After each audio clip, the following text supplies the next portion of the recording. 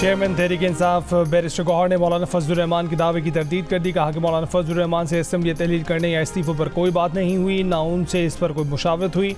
मौलाना फजलुर रहमान ने दावा किया था कि PTI ने KP असेंबली तोड़ने और कौमी और सूबाई असेंबली से मुस्ताफ़ी होने की यकीन दहानी कराई है।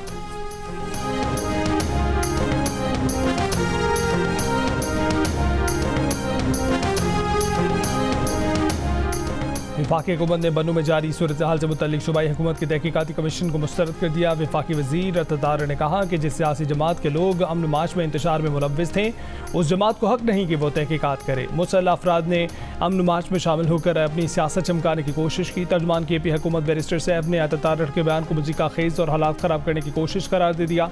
कहा कि ये लोग इक़्तिदार के नहीं, जेलों के अहल हैं।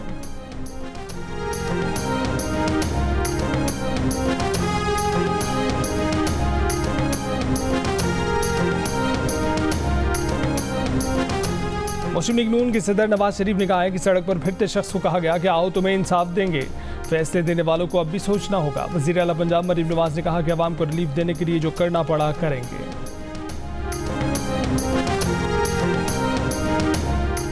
मुमताज़ आलमदीन मुफ्ती तकी उस्मानी ने कहा है कि मुल्क का सियासी निज़ाम मुआशी और सियासी तौर पर मगरिब का गुलाम हो चुका। फिलहाल आज़ादी की सियासी तहरीक कामयाब नहीं हो सकती। मौजूदा हालात में इस्लाम का निज़ाम लाना भी मुश्किल नज़र आता है। इलेक्शन पर इलेक्शन होता है, धांधली का नारा लगता है, फिर नए इलेक्शन की बात की जाती है। अवाम और मुआशरे के मुख्तलिफ तबकात इकट्ठे हों और कोई राह निकालें। अवाम इंतज़ार में है कि कोई बेहतर सियासी निज़ाम और सियासी क़यादत आए और उनके दुखों का मदावा करे। जब अवाम और मुख्तलिफ तबकात एक बार तय कर लें तो वो ग़ुलामी से निजात हासिल कर लेते हैं।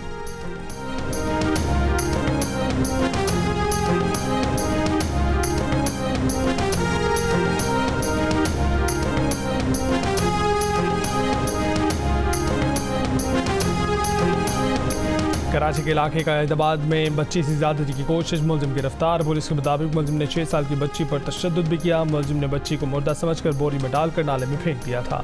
बच्ची को बेहोशी की हालत में नाले से निकाला। बच्ची अस्पताल मुंतकिल, हालत बेहतर है। मुलजिम बच्ची का पड़ोसी है। बांग्लादेश में सरकारी मुलाजमतों के कोटा सिस्टम के खिलाफ एहतजाज, हलाकतों की तादाद 133 हो गई।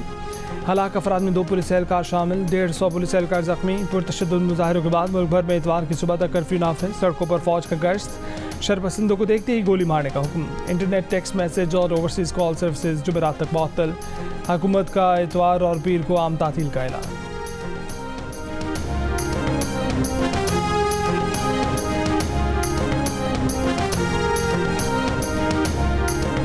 बांग्लादेश में कशीदा सूरत हाल, पाकिस्तानी तलबा मुख्तलिफ तालीमी इदारों के हॉस्टल में फंस गए। तलबा से राब्ता मुनक़ता होने पर पाकिस्तान वालिदैन परेशान।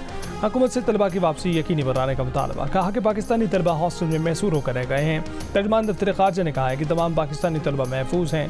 तलबा को महफूज मकामात पर जगह फराहम कर दी है।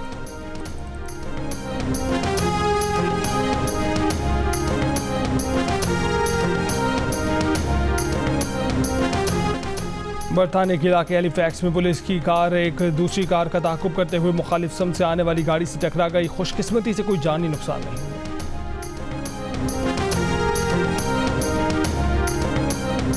आलमी सतह पर IT सिस्टम में खलल के असरात हफ्तों को नुमाया रहे। बरतानिया में परवाज़ों में ताख़ीर और मनसूखी के खदशात। Heathrow, Gatwick, Manchester, Belfast airport की मुसाफिरों को एयरपोर्ट आने से कबल मालूमात हासिल करने की हिदायत। माहिरीन के मुताबिक सिस्टम की मुकम्मल बहाली में हफ्तों लग सकते हैं। दुनिया भर में मजमूई तौर पर 5000 से ज़ायद परवाज़ें मनसूख हुई।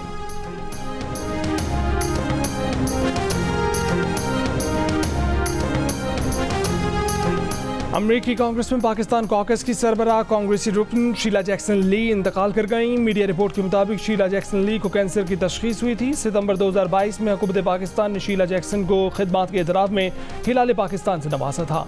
वज़ीर आज़म शहबाज शरीफ का शीला जैक्सन के इंतकाल पर इज़हार ताज़ियत। कहा कि शीला जैक्सन की खिदमात को सालों याद रखा जाएगा।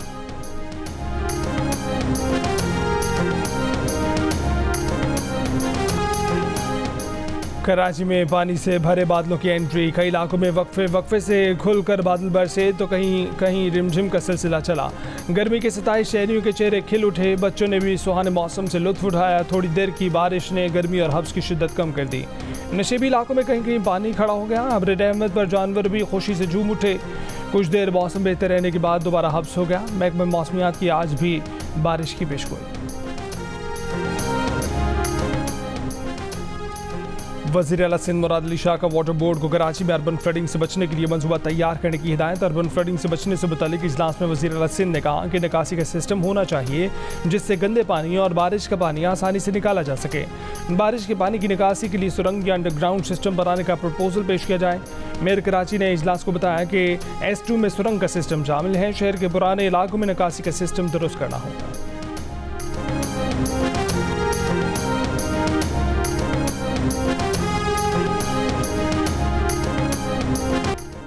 कराची वालों के लिए बुरी खबर के इलेक्ट्रिक ने बिजली मजीद महंगी करने की फरमाइश नेपरा में जमा करवा दी। 5 रुपये 45 पैसे फी यूनिट महंगी करने की दरख्वास्त कर दी। मई की फ्यूल एडजस्टमेंट कीमत में 2 रुपये 53 पैसे, जून की फ्यूल एडजस्टमेंट कीमत में 2 रुपये 92 पैसे फी यूनिट इजाफे की दरख्वास्त। नेपरा ने दरख्वास्त मंजूर की तो सार्फिन पर 10 अरब रुपये का जायद बोझ पड़ेगा। समाअत 30 जुलाई को होगी।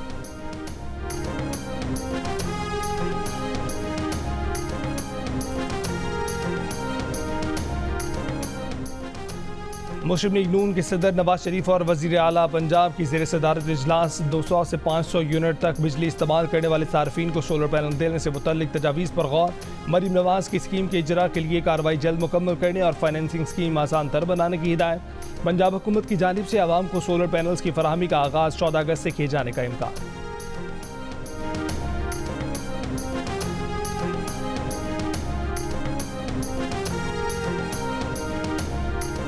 वज़ीर आला खैबर पख्तूनख्वा अली अमीन गंडापुर ने गवर्नर KP फैसल करीम घुंडी को 50-50 करोड़ हर जाने के 2 नोटिस भेज दिए।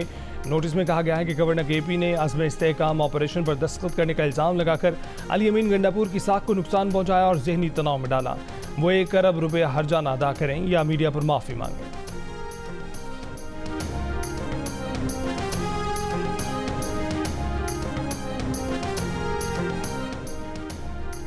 यूटिलिटी स्टोर्स ने वज़ीर आज़म रिलीफ पैकेज के तहत चीनी की फ़रोख्त बंद कर दी। यूटिलिटी स्टोर्स ने FED की वजाहत के लिए FBR से एडवाइस मांग ली। एडवाइस के बाद चीनी की तरसील शुरू होगी। तर्जुमान के मुताबिक चीनी वाफर मिकदार में मौजूद है, लेकिन फ़ी किलो 15 रुपये नई फेडरल एक्साइज ड्यूटी की वजह से चीनी की फ़रोख्त बंद है।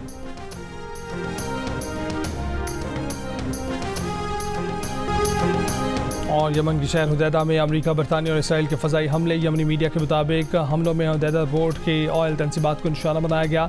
इसराइली फ़ौज का कहना है कि हुदैदा में हूसियों के फ़ौजी अहदाफ को निशाना बनाया गया।